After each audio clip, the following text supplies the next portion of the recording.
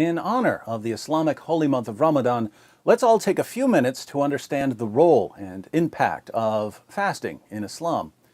The Arabic word for fasting is Sawm. It's derived from a Syriac term meaning to abstain. However, in its religious context, Sawm refers specifically to Islamic fasting as prescribed in the Qur'an and the Hadith. Sawm is especially associated with Ramadan, the 9th month of the Islamic lunar calendar. Muslims who are not exempt for some reason are required to abstain from food, beverages, and sexual intercourse from dawn to sunset for the entire month. Fasting during Ramadan is one of the 5 pillars of Islam. If all of this sounds innocent, it's not. Ramadan is killing Muslims, not only spiritually, but also physically.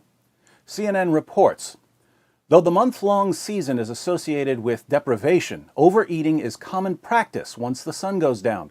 In many hospitals in the Gulf states of the Middle East, the holiday means a sharp rise in inpatients. Among the causes of this rise in inpatients are heat stress due to dehydration, an increase in traffic accidents, and noncompliance with medications due to disturbed eating and sleeping habits. Crime rates also increase in many areas during Ramadan. Ammon News declares, in addition to fights, negative phenomena increase during the month of Ramadan, including traffic accidents, home robberies, purse snatching in public, and begging, according to security sources.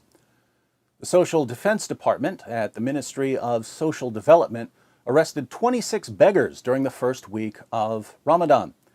There has also been an increase in residential fires, particularly in the few hours before iftar, fast-breaking time, caused by misuse of cooking gas cylinders and increased electricity usage. But the main source of Ramadan-related health problems is gluttony. The CNN report continues. In recent years, the region has witnessed an increasing struggle with obesity and diabetes. Last month, a United Nations study rated many Gulf Cooperation Council countries as among the world's fattest. Why the increase in obesity? Paradoxically, Muslims tend to eat far more when they're fasting than when they're not fasting. You see, Ramadan isn't simply not eating. It's gorging yourself before sunrise, taking a break while the sun's out, and gorging yourself again at sundown, a diet recommended by no doctor ever. Let's look at some numbers from a Muslim country. According to the National Consumer Institute of Tunisia, Muslim consumption of basic food products doubles during Ramadan. Milk consumption goes from less than a liter per person in other months to around 2 liters per person during Ramadan. Yogurt consumption more than doubles, skyrocketing from 5.4 pots per person to 12.9 pots per person. Egg consumption goes from just under 13 per person to 26 per person. Consumption of rolls goes from 0.6 kilograms per person to 1.4 kilograms per person.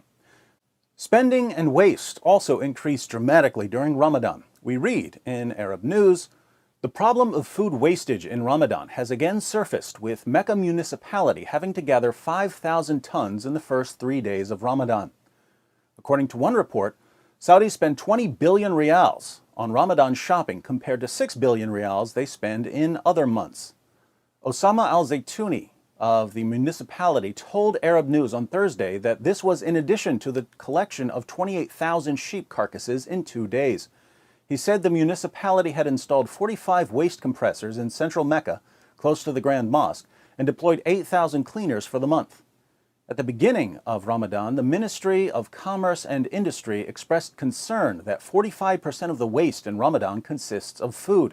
It also revealed that 80% of the food prepared is unhealthy. So why do Muslims eat more and spend more and waste more when they're fasting than when they're not fasting? Why put a mask of piety on gluttony and excess? The answer, I think, lies at the very heart of Islam.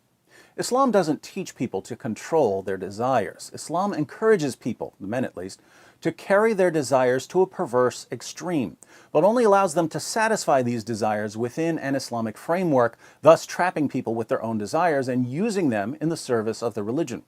For instance, if a non-Muslim man goes clubbing regularly and has sex with 100 different women, Islam will condemn him as a fornicator.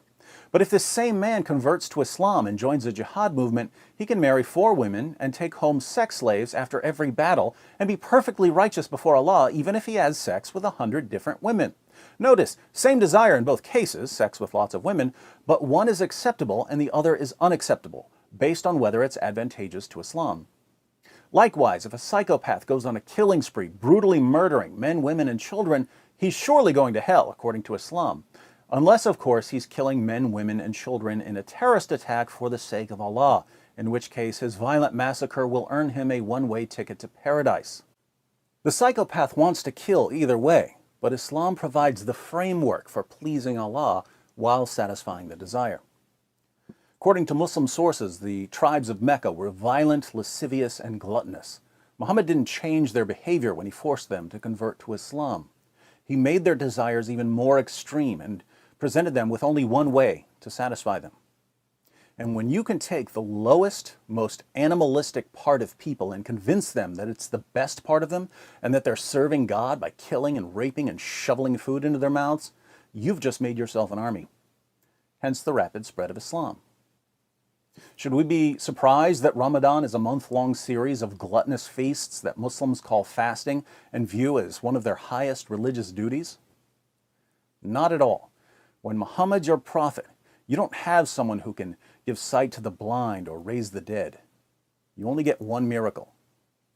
Behavior that's normally regarded as selfish or harmful is miraculously transformed into the will of God.